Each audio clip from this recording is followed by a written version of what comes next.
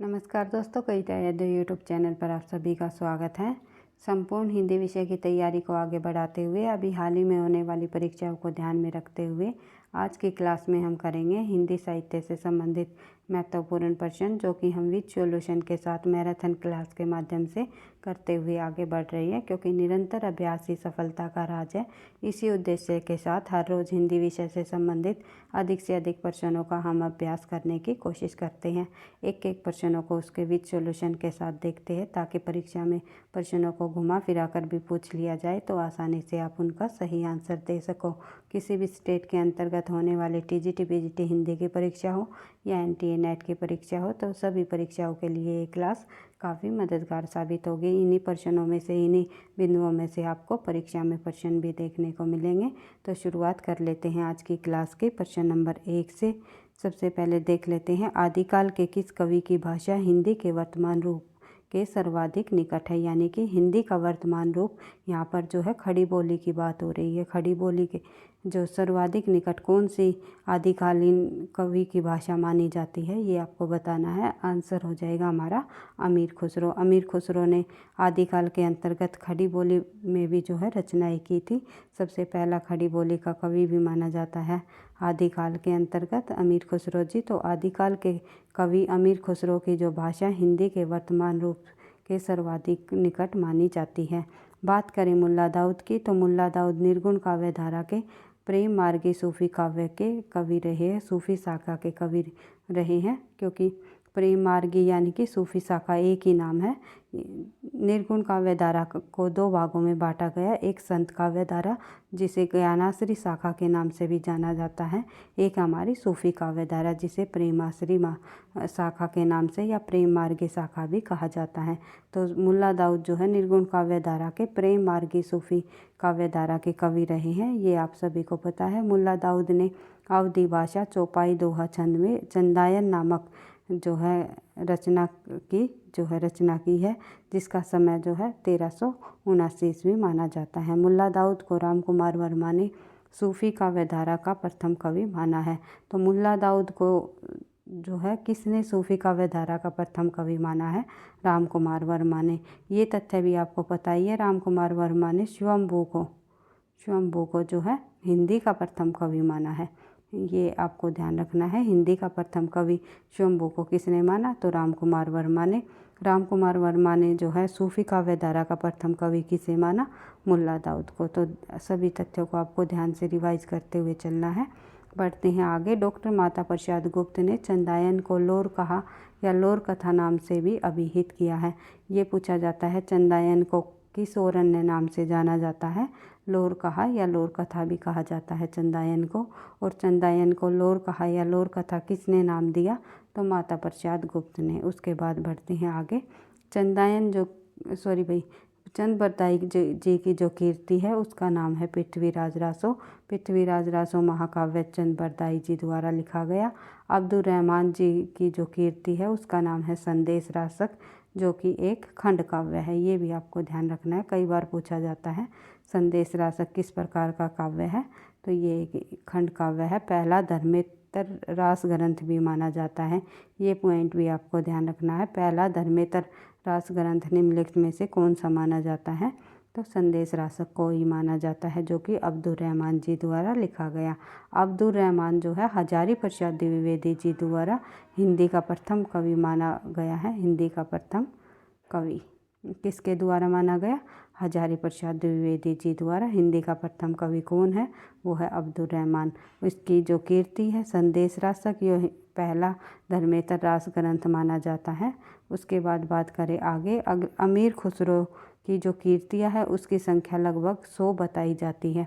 इसमें मुख्यतः खालिक बारी, दो सुखने, मुकरिया और गजल आदि शामिल हैं। उसके बाद बात करें आगे। अगला जो प्रश्न हमारा प्रश्न नंबर 2, पृथ्वीराज रासों में मुख्य रस कौन सा है?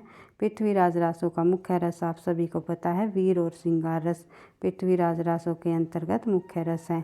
पृथ्वीराज रासों का मुख्य रस वीर और श्रृंगार रस है। पृथ्वीराज रासों साहित्य की प्रमुख रचना मानी जाती है, जो कि हिंदी साहित्य का प्रथम महाकाव्य के रूप में भी जाना जाता है पृथ्वीराज रासों को। और इसमें जो है कुल 68 छंदों का प्रयोग किया गया है, यानी कि पृथ्वीराज रासो में छंदों की छंदों की ये संख्या नहीं है भाई, छंदों के प्रकार है। 68 प्रकार के छंदों का प्रयोग किया गया है पृथ्वीराज रासो में, और 69 इसमें सर्ग है। पृथ्वीराज रासो के अंतर्गत सर्गों की संख्या पूछ ली जाए तो 69 सर्ग है पृथ्वीराज रासो में। जो ये खंड दिए गए हैं समय या सर्ग, इसमें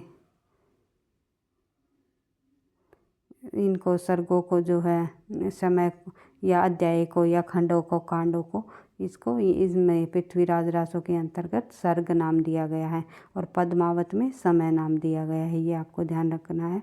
और कामायनी में भी सर्ग कहा गया है, लेकिन रामचरितमानस में इन्हें कांड कहा गया है। तो अलग अलग महाकाव्यों के अंतर्गत अलग अलग नामों से जाना जाता है। सर्गों या समयों को या अध्याय भी कहा जाता है। बढ़ते हैं आगे। तो पृथ्वीराज रासो में सर्गों की संख्या कितनी है? 69, ये आप सभी को पता है। उसके बाद देख लेते हैं आगे।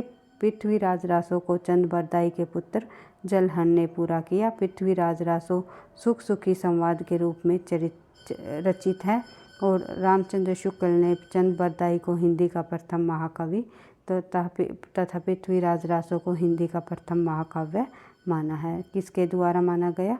कई बार परीक्षाओं में पूछा जाता है कि रामचंद्र शुक्ल के अनुसार हिंदी का प्रथम महाकवि और प्रथम महाकाव्य कौन सा है? तो हिंदी का प्रथम महाकवि जो है रामचंद्र शुक्ल जी के अनुसार चंद बरदाई जी को। वैसे हिंदी का प्रथम कवि जो है अलग अलग विद्वानों ने अलग अलग माना है, ये आप सभी ने देख ही लिया है कि राम कुमार वर्मा ने स्वयंभू को माना है, अब्दुल रहमान को जो है हजारी प्रसाद द्विवेदी ने माना है, पुष्य व पुण्य कवि को जो है शिव सिंह सेंगर ने माना है, सरहप्पा को राहुल संस्कृतायन ने माना है। इस प्रकार से अलग अलग विद्वानों द्वारा अलग अलग माने गए हैं, लेकिन चंद बरदाई को हिंदी का प्रथम महाकवि मानने वाले विद्वान हैं राम कुमार वर्मा जी, और पृथ्वीराज रासो ग्रंथ को इन्होंने हिंदी का प्रथम महाकाव्य माना है। उसके बाद देख लेते हैं अगला प्रश्न। अगला प्रश्न है हमारा प्रश्न नंबर 3। जायसी ने पद्मावत के 12 मासा पद्धति का प्रयोग किया है। जायसी जी ने जो है पद्मावत में 12 मासा पद्धति का प्रयोग किया है। किस प्रकार की? कि जिस उसमें विरह वर्णन का जो है उपयोग किया, पद्धति का उपयोग किया। 12 मासा में किस प्रकार का उपयोग किया है? तो विरह वर्णन को इसमें दर्शाया है।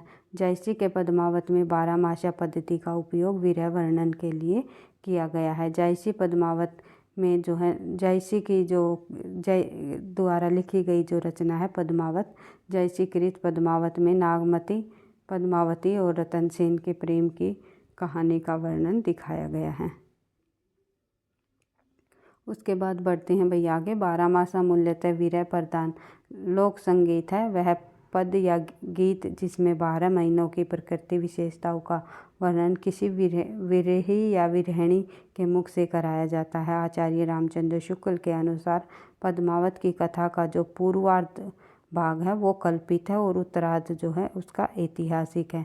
यानी कि पद्मावत का जो पहले का जो कथा है, आगे की कथा रामचंद्र शुक्ल जी ने काल्पनिक बताई, कल्पित बताई, और बाद की जो है ऐतिहासिक मानी है, ये आपको ध्यान रखना है। और पद्मावत का जो नागमती वियोग खंड हिंदी साहित्य की अनुपम निधि है। कई बार पूछा जाता है कि हिंदी साहित्य की अनुपम निधि की कौन सी मानी गई है? तो पद्मावत का नागमती वियोग खंड को माना गया है। बढ़ते हैं आगे। प्रश्न नंबर 4। निम्नलिखित अंकों को क्या कहा जाता है? जो यहाँ पर अंक दिए गए हैं 1 से लेकर के 1, 2, 3, 4, 5, 6, 7, 8 और 9, अंत में ये 0। तो इन अंकों को जो है क्या कहा जाता है? तो इन अंकों को हम राष्ट्रीय अंक कहेंगे। तो राष्ट्रीय अंक के नाम से जाने जाते हैं ये अंक, तो आपको ध्यान रखना है। अंतर्राष्ट्रीय अंक कहा जाता है भाई। अंतर्राष्ट्रीय अंक प्रणाली में शून्य को मिलाकर के 10 अंक होते हैं। अंतर्राष्ट्रीय अंक प्रणाली संसार की सर्वाधिक प्रचलित अंक प्रणाली मानी जाती है। उसके बाद देख लेते हैं अगला प्रश्न। पूर्वी हिंदी की बोलियां कौन सी है? आप सभी को पता है, कई बार हम रिपीट कर चुके हैं। अवधी, बघेली, छत्तीसगढ़ी, 3 जो ये बोलियां हैं ये पूर्वी हिंदी की बोलियां मानी जाती है। पूर्वी हिंदी की 3 बोलियां हैं अवधी बघेली और छत्तीसगढ़ी, हरियाणवी, दक्षिणी, कोरवी, बुंदेली, ब्रजभाषा, पंजाबी, हिंदी की ये बोलियां हैं। पश्चिमी हिंदी की बोलियां हैं। ये पश्चिमी हिंदी की बोलियों में कौन कौन सी शामिल है?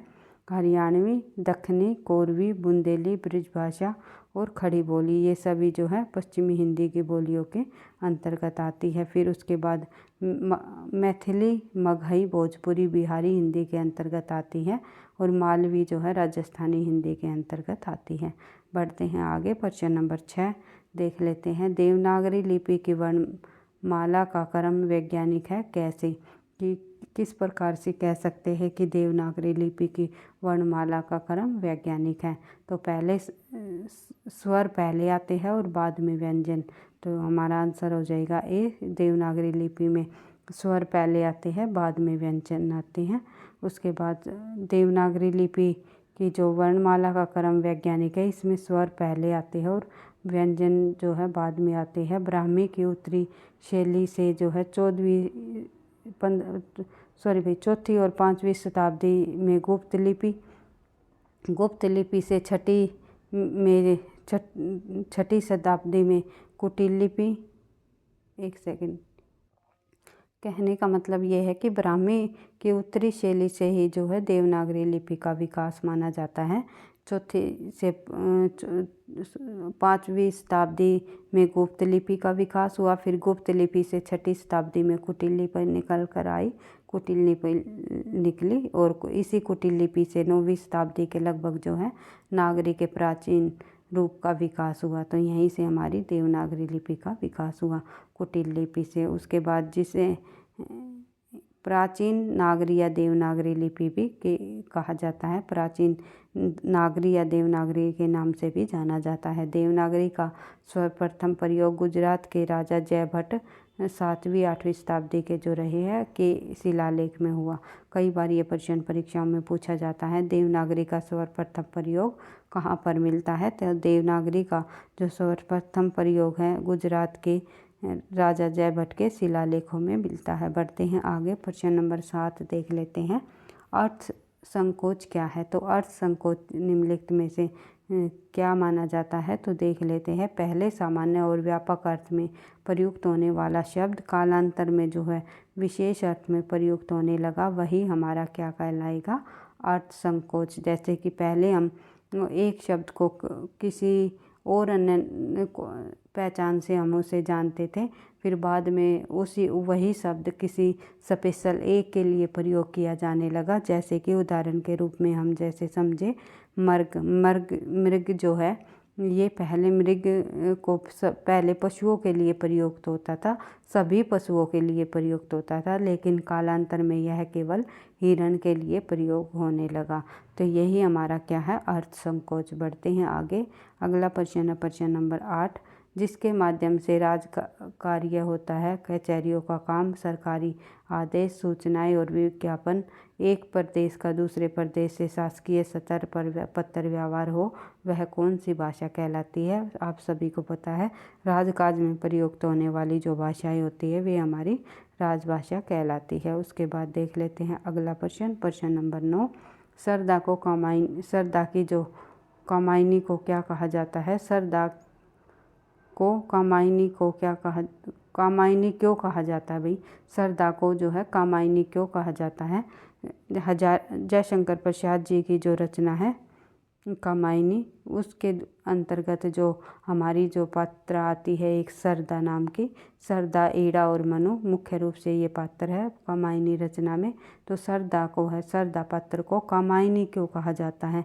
काम की पुत्री होने के कारण जो है, काम गोत्र की बालिका होने के कारण ही उसे कामायनी का नाम दिया गया है। तो आंसर हो जाएगा हमारा बी। बढ़ते हैं आगे। अगला महत्वपूर्ण बिंदु हम जब देखें तो शारदा काम गोत्र की बालिका है, इसलिए शारदा नाम के साथ उसे कामायनी भी कहा जाता है। और कामायनी जयशंकर प्रसाद जी द्वारा रचित महाकाव्य है, जिसमें जो है कुल 15 सर्ग है। बढ़ते हैं आगे। अगला प्रश्न है प्रश्न नंबर 10, भारतीय इतिहास में जल पलावन की घटना का उल्लेख किस ग्रंथ में मिलता है? तो भारतीय इतिहास में जल पलावन की घटना का उल्लेख निम्नलिखित में से शतपथ ब्राह्मण के 8वें अध्याय में हमें देखने को मिलता है। भारतीय इतिहास में जल प्लावन की घटना का उल्लेख शतपथ ब्राह्मण के 8वें अध्याय में मिलता है। ये आपको ध्यान रखना है। बढ़ते हैं आगे। प्रश्न नंबर 11, उपन्यास और उसके मुख्य पात्रों का कौन सा युगम सही है?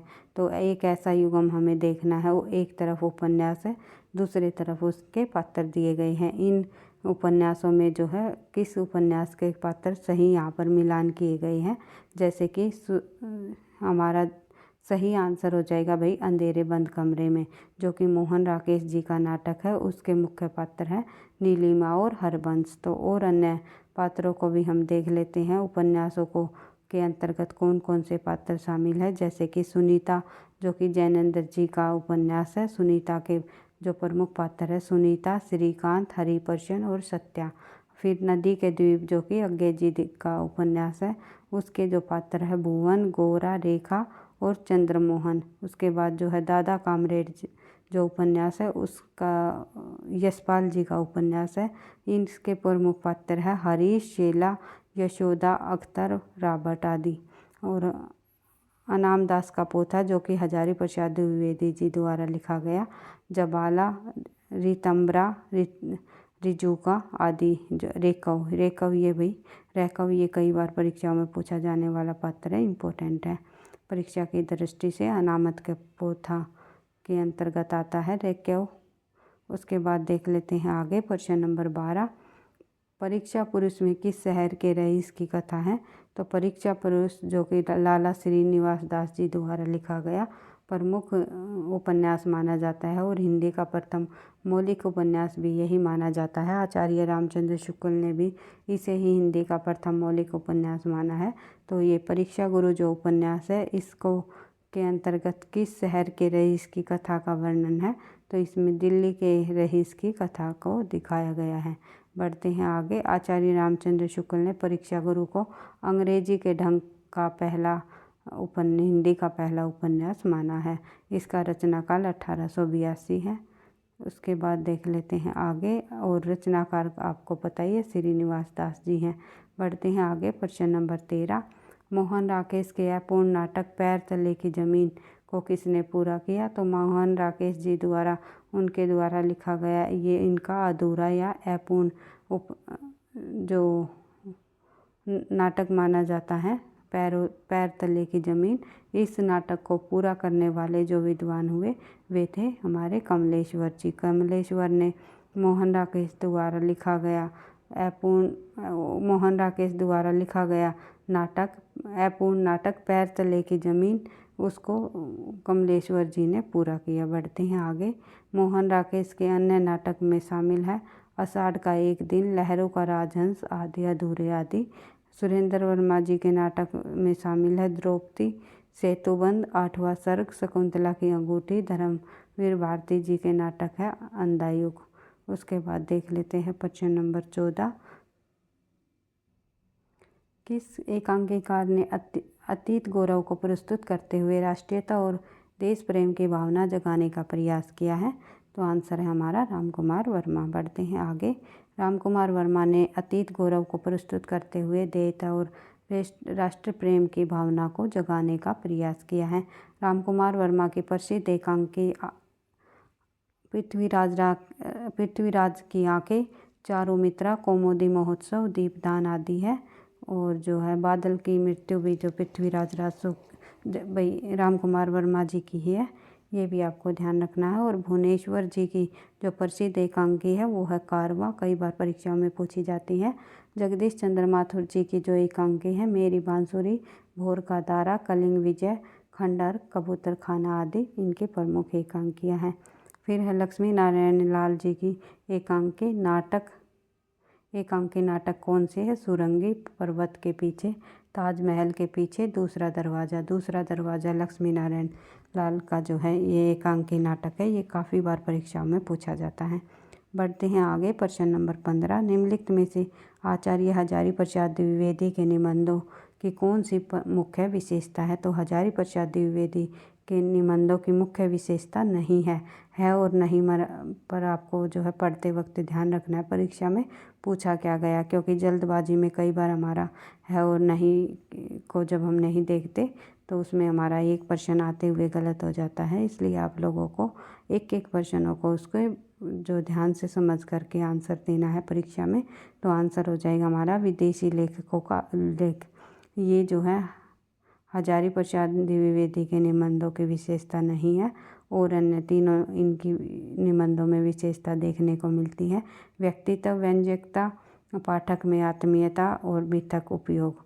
बढ़ते हैं आगे। अगले तथ्य देख लेते हैं। निम्नलिखित में से विदेशी लेखकों का उल्लेख हजारी प्रसाद द्विवेदी के निबंधों की विशेषता नहीं है। हजारी प्रसाद द्विवेदी के जो प्रमुख ललित निबंधकार माने जाते हैं हजारी प्रसाद द्विवेदी जी, और हजारी प्रसाद द्विवेदी ने निबंधों को व्यक्ति की स्वाधीन चिंता की उपज कहा है। तो ये पंक्ति कई बार पूछा जाता है, निबंध को व्यक्ति की स्वाधीन चिंता की उपज किसने कहा है? तो हजारी प्रसाद द्विवेदी ने। निबंध संग्रह है इनके अशोक के फूल, कल्पलता, मध्यकालीन धर्म साधना, विचार और वितर्क, विचार प्रवाह, कुटज और साहित्य सहचर, आलोक पर्व आदि इनके प्रमुख निबंध संग्रह रहे हैं। बढ़ते हैं आगे। प्रश्न नंबर 16, परीक्षा गुरु में किस शहर के रईस की कथा है? ये हम पढ़ ही चुके हैं, दोबारा से रिपीट हो गया भाई ये प्रश्न। तो आंसर हो जाएगा दिल्ली। दिल्ली के रईस की कथा दिखाई गई है परीक्षा गुरु में। लाला श्रीनिवास दास जी द्वारा 1882 का जो ये उपन्यास है हिंदी का प्रथम मौलिक उपन्यास माना जाता है। उसके बाद प्रश्न नंबर 17 देखते हैं। मोहन राकेश के अपूर्ण नाटक पैर तले की ज़मीन किसने पूरा किया? तो ये पूरा किया कमलेश्वर जी ने। ये भी हमारा रिपीट हो गया प्रश्न भाई। प्रश्न नंबर 18 देख लेते हैं। व्यक्तिकता और आत्माभिव्यक्ति किस विधा के अनिवार्य परिवर्ती है? तो व्यक्तिकता और आत्माभिव्यक्ति निम्नलिखित में से जो हमारी गीति काव्य की अनिवार्य प्रवृत्ति रही है।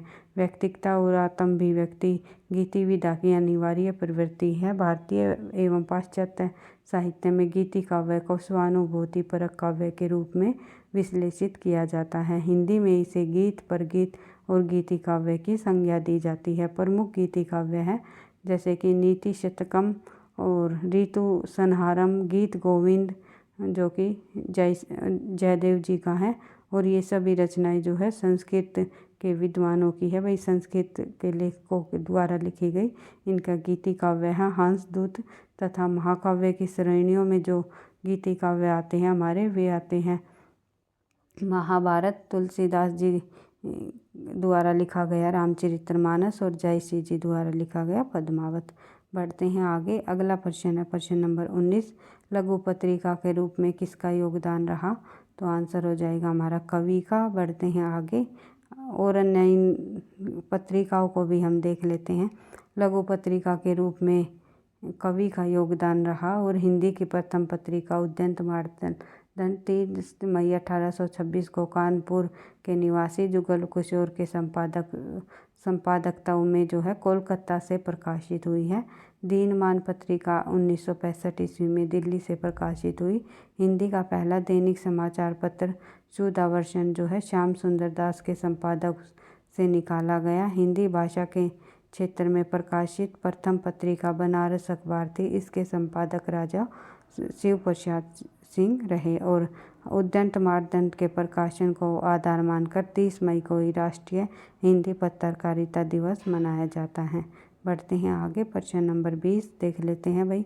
किस एकांकीकार ने अतीत गौरव को प्रस्तुत करते हुए राष्ट्रीयता और देश प्रेम की भावना को जगाने का प्रयास किया है? तो ये आंसर हो जाएगा हमारा राम कुमार वर्मा जी ने। राम कुमार वर्मा ने अतीत गौरव को प्रस्तुत करते हुए राष्ट्रीयता और देश प्रेम की भावनाओं को जागृत करने का प्रयास किया है। ये शायद प्रश्न हम पहले पढ़ चुके हैं। बढ़ते हैं आगे। अगला प्रश्न है प्रश्न नंबर 21, निम्नलिखित में से आचार्य हजारी प्रसाद द्विवेदी के निबंधों की मुख्य विशेषता नहीं है? तो काफ़ी सारे प्रश्न हमारे भाई रिपीट हो गए। तो विदेशी लेखकों का उल्लेख। बढ़ते हैं आगे। अगला प्रश्न देख लेते हैं। किस विधा में तथ्य अत्यावश्यक नहीं है? तथ्यों को अत्यावश्यक नहीं बताया इनमें से किस विधा के अंतर्गत? तो आंसर हो जाएगा हमारा संस्मरण। संस्मरण विधा में जो है तथ्यों को आवश्यक नहीं माना, यानी अत्यावश्यक नहीं है तथ्य। तो संस्मरण जो होती है वे किसी की स्मृति के आधार पर किसी विशेष पर अथवा किसी व्यक्ति पर लिखित आलेख होता है। उसके बाद देख लेते हैं हिंदी के प्रथम संस्मरणकार कौन माने जाते हैं। वे हैं हमारे पद्म सिंह शर्मा। इनके द्वारा लिखी गई जो रचना है वो है पद्म पराग, जो हिंदी के प्रथम जो है संस्मरण रचना भी मानी जाती है। और यात्रा वृत्तांत किसी स्थान बाहर से आए हुए व्यक्ति या व्यक्तियों के अनुभव के बारे में लिखे वृत्तांत को जो है यात्रा वृत्तांत कहा जाता है। हिंदी साहित्य में यात्रा वृत्तांत लिखने की जो परंपरा की शुरुआत है वो भारतेंदु हरिश्चंद्र से ही मानी जाती है। भारतेंदु हरिश्चंद्र से जो है वही यात्रा वृत्तांत की लिखने की जो शुरुआत मानी जाती है। लेकिन प्रसिद्ध हिंदी साहित्य में प्रसिद्ध कौन सा ऐसा साहित्यकार हुआ है जो यात्रा वृत्तांत में काफ़ी प्रसिद्ध हुआ है, तो वो है हमारे राहुल सांस्कृत्यायन जी। उसके बाद देख लेते हैं आगे रिपोर्टराज किसी घटना के तथ्य वर्णन को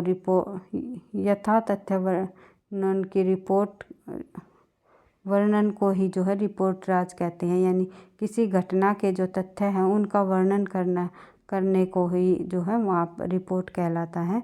और हिंदी में रिपोर्टराज का जनक शिवदान सिंह चौहान को माना जाता है तथा इनकी कीर्ति जो है लक्ष्मीपुरा को हिंदी का प्रथम रिपोर्टराज माना जाता है। फिर है डायरी लेखन व्यक्ति के द्वारा लिखा गया व्यक्तिगत अनुभव या साक्ष्य को लिखित रूप से अंकित करके बनाया गया एक संग्रह है। इसके लेखक जो है आत्म साक्षात्कार करता है। उसके बाद हिंदी में डायरी विधा का प्रवर्तन श्री राम शर्मा कृत सेवाग्राम की डायरी 1946 से माना जाता है। उसके बाद देख लेते हैं अगला प्रश्न नंबर 23। गोवध निवारण की भावना से लिखा गया उपन्यास कौन सा है। तो गोवध निवारण की भावना से लिखा गया उपन्यास निम्नलिखित में से निशाई हिंदू है। उसके बाद देख लेते हैं निशाई हिंदू जो उपन्यास है वो राधा कृष्ण दास जी का है। 1889 में लिखित निशाई हिंदू उपन्यास हिंदुओं की निशायता और मुसलमानों की धार्मिक कट्टरता का चित्रण इसमें दर्शाया गया है। गोवध निवारण की भावना से लिखा गया यह उपन्यास है। और ये उसके बाद पढ़ते हैं आगे। विनायक किस उपन्यास का पात्र है। विनायक नामक जो पात्र है वो नूतन ब्रह्मचारी उपन्यास का पात्र है जो कि बालकृष्ण भट्ट जी द्वारा लिखा गया। उसके बाद विनायक नाम से जो है एक उपन्यास की भी रचना की गई जिसे 2014 में साहित्य अकादमी पुरस्कार से सम्मानित किया गया। वो उसके साहित्यकार हैं, ये रचनाकार है रमेश चंद्र शाह। रमेश चंद्र शाह जी को विनायक रचना पर जो है 2014 में साहित्य अकादमी पुरस्कार से नवाजित किया गया। और विनायक जो है पात्र की बात करें तो पात्र पूछा जाए परीक्षा में तो जो है बालकृष्ण भट्ट जी द्वारा लिखा गया नूतन ब्रह्मचारी उपन्यास का पात्र है विनायक। बढ़ते हैं आगे। अगला प्रश्न हमारा प्रश्न नंबर 25। 12 बरस ले कुकर जिए और 16 लो जिए सियार, 18 बरस छतरी जिए आगे जीवन को धिक्कार। ये जो पंक्तियाँ हैं ये निम्नलिखित में से जो है जगनिक कवि द्वारा लिखी गई पंक्तियाँ हैं जिसने परमाल रासो ग्रंथ की रचना की थी। बढ़ते हैं आगे। अगला प्रश्न देख लेते हैं प्रश्न नंबर 26। आदिकालीन रासो साहित्य की प्रमुख प्रवृत्तियों से संबंधित कौन सा कथन नहीं है। तो आदिकाल की जो प्रवृत्तियाँ यहाँ पर दी गई हैं तो आदिकाल की प्रवृत्तियों में जो है कौन सी ऐसा कथन है जो कि सत्य नहीं है। तो देख लेते हैं। इस साहित्य में राष्ट्र प्रेम का सुंदर चित्रण किया गया है। तो आंसर हो जाएगा हमारा ए, क्योंकि आदिकालीन साहित्य में राष्ट्रीय प्रेम का सुंदर चित्रण हमें देखने को नहीं मिलता बल्कि संकुचित राष्ट्रीयता की भावना हमें देखने को मिलती है। युद्धों का सजीव चित्रण इस रासो साहित्य के अंतर्गत रास युद्धों का जो सजीव चित्रण है आदिकाल के अंतर्गत रासो साहित्य के अंतर्गत हमें देखने को मिलता ही है। तो आदिकाल की ये प्रमुख विशेषता रही है युद्धों का सजीव चित्रण। इसमें शौर्य और विलासता का सर्वाधिक और जीवांतर चित्रण भी दिया गया है। तो जीवित चित्रण किसका दिया गया है? विलासता और स्वाभाविकता का। ये आप सभी को पता ही है। शौर्य विलासता का स्वाभाविक चित्रण दिया गया। भाई शौर्य और विलासता का स्वाभाविक चित्रण हमें देखने को मिलता है आदिकालीन के अंतर्गत। आदिकाल की रचनाओं में जैसे कि हम जो है आदिकाल के अंतर्गत जब हम पढ़े तो जितने रासो साहित्य में रासो ग्रंथ हमारे दिए गए हैं उसमें कहीं ना कहीं किसी न किसी वीर साहित्य का वीर जो राजाओं की वीरता का वर्णन हमें देखने को मिलता है। बढ़ते हैं आगे। अगला जो पॉइंट है हमारा वो है श्रृंगार और वीर रस का एक साथ चित्रण, इनकी महत्वपूर्ण विशेषता है। तो आदिकाल के अंतर्गत श्रृंगार और वीर रस देखने को मिलते हैं। जैसे कि रासो साहित्य में इनके श्रृंगार और वीर रस का एक साथ चित्रण जो है आदिकाल साहित्य की महत्वपूर्ण विशेषता रही है। बढ़ते हैं आगे। अगला प्रश्न हमारा प्रश्न नंबर 27। आचार्य रामचंद्र शुक्ल ने रासो शब्द का संबंध किस शब्द से माना है? शुक्ल ने रासो शब्द का संबंध जो है रासायन से माना है। अलग अलग विद्वानों द्वारा अलग अलग शब्दों से रासो शब्द का संबंध माना गया है। जैसे कि रासायन से माना आचार्य रामचंद्र शुक्ल ने, रसिक से माना नरोत्तम स्वामी ने, रास से माना गौरी शंकर हीरा चंद ओझा ने और रासक से माना हजारी प्रसाद द्विवेदी ने। और सर्वमान्य तौर पर भी जो है रासक से ही माना जाता है रासो शब्द की उत्पत्ति। बढ़ते हैं आगे। अगला प्रश्न हमारा प्रश्न नंबर 28। हजारी प्रसाद द्विवेदी किसे हिंदी का प्रथम कवि मानते हैं? ये हम पहले ही पढ़ चुके हैं। अब्दुल रहमान। सरहप्पा को राहुल संस्कृतायन ने माना, शंभू को राम कुमार वर्मा ने माना और पुष्यदंत को जो है शिव सिंह सेंगर ने माना। यहाँ पर आप देख सकते हो, एक बार फिर इनको रिवाइज कर सकते हो क्योंकि यहाँ से एक प्रश्न परीक्षा में अवश्य पूछ लिया जाता है। हिंदी का प्रथम कवि किस विद्वान के अनुसार कौन रहा है? तो अब्दुल रहमान के जो रहे हैं वे हजारी प्रसाद द्विवेदी जी के अनुसार। सरहप्पा को माना है राहुल संस्कृतायन ने, शंभू को माना है राम कुमार वर्मा ने और पुष्यदंत को माना है शिव सिंह सेंगर ने। बढ़ते हैं आगे। प्रश्न नंबर 29 देख लेते हैं भाई। संविधान के 92वें संशोधन अधिनियम 2003 द्वारा कितनी भाषाओं को भारतीय भाषाओं में सम्मिलित किया गया? तो 2003 के अंतर्गत जो है संविधान के 92वें संशोधन में लगभग जो है 4 और अन्य भाषाओं को जोड़ दिया गया, जिसमें शामिल है मैथिली, डोगरी, नेपाली और कोंकणी। तो देख लेते हैं भाई, इन 4 भाषाओं में शामिल है बोडो, डोगरी, मैथिली और संथाली। कोंकणी नहीं है, कोंकणी इससे पहले जोड़ी गई थी भाई। 3 भाषा पहले देख लेते हैं डिटेल से, यहाँ पर हम समझेंगे एक एक तथ्य को। तो संविधान के जो 8वीं अनुसूची में हमारी 22 भाषाओं को इनमें शामिल किया गया। वे 22 भाषाएँ कौन कौन सी है? वे है हमारी असमिया, बंगला, गुजराती, हिंदी, कन्नड़, कश्मीरी, कोंकणी, मलयालम, मणिपुरी, मराठी, नेपाली, ओडिया, पंजाबी, संस्कृत, सिंधी, तमिल, तेलुगु, उर्दू, बोडो, संथाली, मैथिली और डोगरी। इन 4 भाषाओं को 2004 में जोड़ा गया। 2004 के अंतर्गत जो 3 का जो संशोधन हुआ था, 2004 और 3 का ये संशोधन में जोड़ दिया गया था इन 4 भाषाओं को, जो कि 92वां संशोधन हुआ था संविधान का। और इससे पहले जो संशोधन हुए थे उनमें जो है शुरुआत में जब की बात करें तो कुल संविधान में हमारी 14 भाषाओं को संविधान में प्रारंभ में शामिल किया गया था, मान्यता प्राप्त हुई थी। और बाद में 1967 के संशोधन में केवल सिंधी भाषाओं को जोड़ा गया, जो कि 21वां संशोधन हुआ था।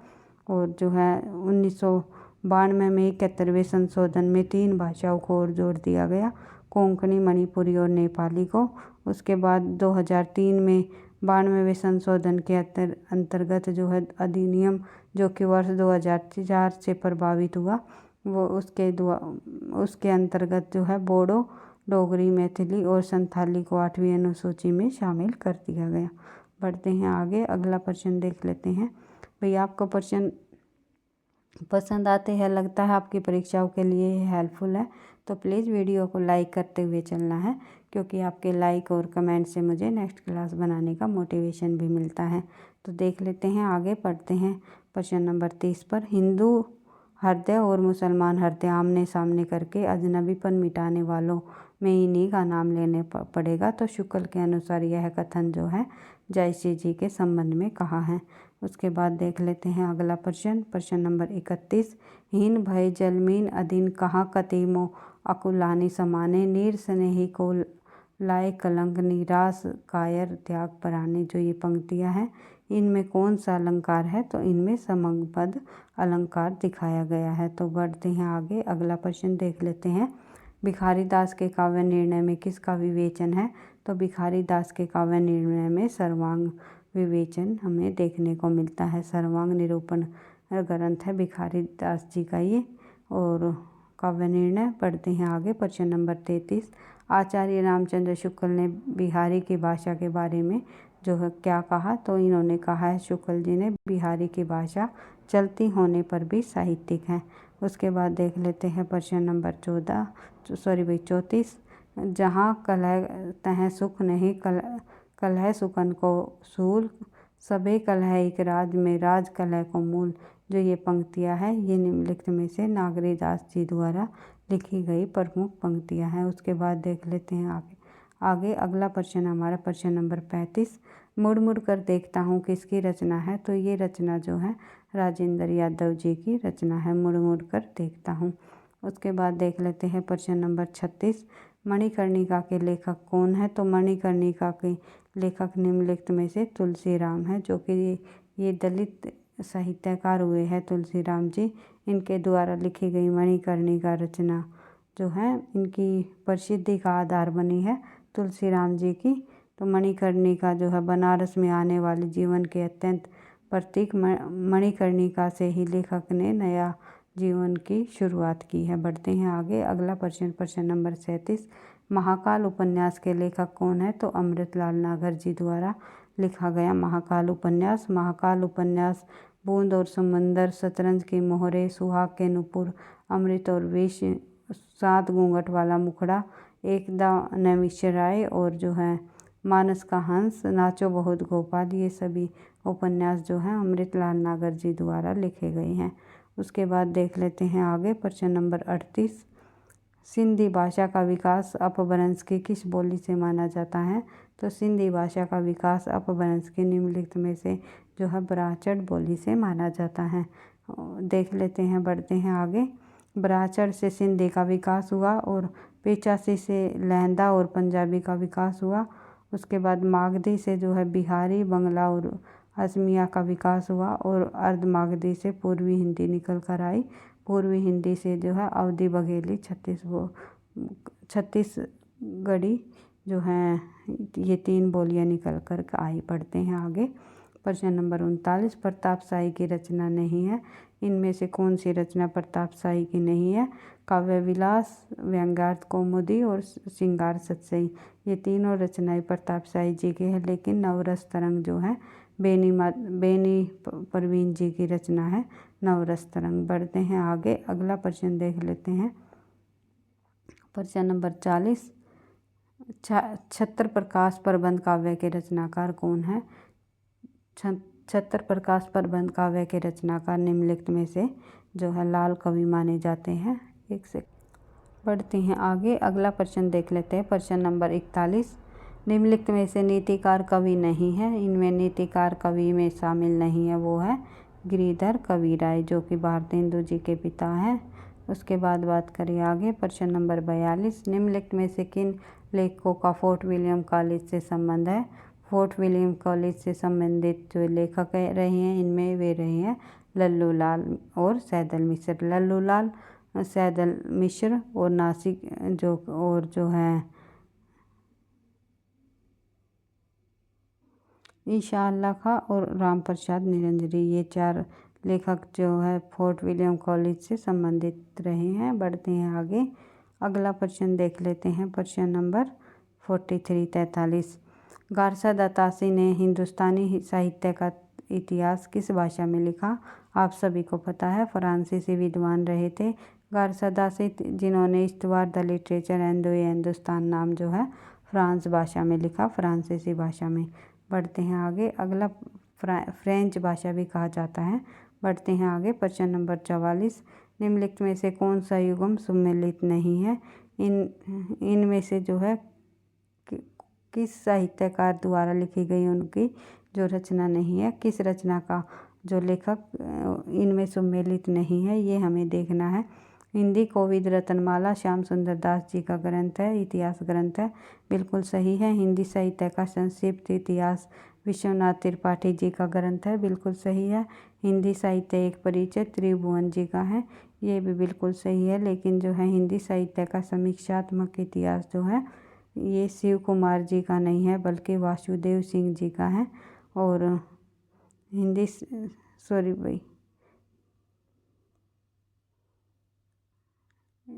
साहित्य का समीक्षात्मक इतिहास ये वासुदेव सिंह का है भाई, शिव कुमार का नहीं है। तो हिंदी साहित्य युग और प्रवृत्तियाँ है शिव कुमार की, ये भी आपको ध्यान रखना है। बढ़ते हैं आगे। प्रश्न नंबर 45 देख लेते हैं। 45 में अंग्रेजी सरकार की ओर से अदालत का कामकाज देश की प्रचलित भाषाओं में करने का इश्तिहारनामा किस सन में निकाला? तो ये निकाला 1936 ईस्वी में। बढ़ते हैं आगे। अगला प्रश्न देख लेते हैं। इनमें से कौन सा नाटक भारतेंदु जी का है? तो भारतेंदु हरिश्चंद्र जी का। इनमें से कौन सा नाटक नहीं है? नहीं पर आपको ध्यान रखना है। तो इनमें से भारत सौभाग्य जो नाटक है वो भारतेंदु जी का नहीं, बल्कि बद्रीनारायण चौधरी प्रेमघन जी का है। बढ़ते हैं आगे। अगला प्रश्न देख लेते हैं। प्रश्न नंबर 47, कौन सी पत्रिका मासिक नहीं है? इनमें से जो है नागरिक प्रचारणी पत्रिका मासिक नहीं है, बल्कि त्रैमासिक है। श्याम सुंदर दास, महाउपाध्याय, सुधाकर द्विवेदी, कालिदास और जो है राधा कृष्ण दास आदि इसके संपादक रहे हैं। बढ़ते हैं आगे। प्रश्न नंबर 48, गीत गोविंद के रचयिता कौन है? गीत गोविंद जो रचना है संस्कृत के प्रमुख विद्वान जयदेव द्वारा लिखी गई गीत गोविंद रचना। बढ़ते हैं आगे। अगला प्रश्न देख लेते हैं। पुरानी हिंदी नामकरण किसने किया? तो पुरानी हिंदी का नामकरण करने वाले जो लेखक है वो है चंद्रधर शर्मा गुलेरी। चंद्रधर शर्मा गुलेरी ने जो है इसे अवहट को जो है पुरानी हिंदी का नाम दिया है। बुद्धू का काटा उसने कहा था, सुखमय जीवन, और यह जो है इनके प्रमुख रचनाएं मानी जाती है। कहानियां है, 3 कहानियां रही है चंद्रधर शर्मा गुलेरी की। कई बार परीक्षाओं में पूछा जाता है निम्नलिखित में से मात्र 3 कहानियां लिखकर हिंदी साहित्य में कौन प्रसिद्ध हुए कहानी लेखन परंपरा में? तो चंद्रधर शर्मा गुलेरी जी का नाम आता है। तो उनकी जो 3 कहानियां हैं, बुद्धू का काटा, उसने कहा था और सुखमय जीवन इनकी प्रमुख कहानियां हैं। और उसने कहा था का रचना काल 1615 ईस्वी है। और इसमें समय एकमात्र सर्वश्रेष्ठ अपने समय की ये एकमात्र सर्वश्रेष्ठ रचना अथवा कहानी मानी जाती है। इसकी रचना चंद्रधर शर्मा गुलेरी ने की। त्याग और प्रेम की सबसे अद्भुत कहानी है ये। मुख्य पात्र है इसके लहना और वजीरा सिंह, हजारा सिंह आदि इसके प्रमुख पात्र रहे हैं। उसके बाद प्रश्न नंबर 50, खेल कौटुंब की रचना किसके द्वारा की गई? तो खेल कौतुकम की जो रचना है ये निम्नलिखित में से रहीम जी द्वारा की गई। रहीम दास अकबर के 9 रत्नों में से एक कवि माने जाते हैं। और रहीम दास की प्रमुख रचनाएं हैं श्रृंगार सतसई, रास पंचदाई और रहीम रत्नावली। उसके बाद बढ़ते हैं आगे। इसके अलावा रहीम दास ने रहीम सतसई और बरवे नई का भेद की भी रचना की है। तो आज की क्लास में लगभग 50 प्रश्नों को MCQs को हमने करने की कोशिश की है। इसी तरह 50-50 प्रश्नों को विद सॉल्यूशन के साथ करते हुए हम इसी तरह अपनी तैयारी को परीक्षा तक आगे बढ़ाते रहेंगे। भाई वीडियो पसंद आई, एक बार फिर से मैं कहना चाहूँगी प्लीज़ वीडियो को आप लाइक करना, क्योंकि आपके लाइक और कमेंट से मुझे नेक्स्ट क्लास बनाने का मोटिवेशन भी मिलता है। पढ़ते रहना, आगे बढ़ते रहना। मिलते हैं नेक्स्ट क्लास में और हिंदी साहित्य से संबंधित और अन्य महत्वपूर्ण बिंदुओं के साथ। तो इसी तरह निरंतरता के अभ्यास के साथ हम जो है अपनी तैयारी को आगे बढ़ाते रहेंगे, क्योंकि निरंतर अभ्यास ही आपको सफलता दिलाएगी। सफलता का राज होता है निरंतर अभ्यास। तो पढ़ते रहना, आगे बढ़ते रहना। थैंक यू, धन्यवाद।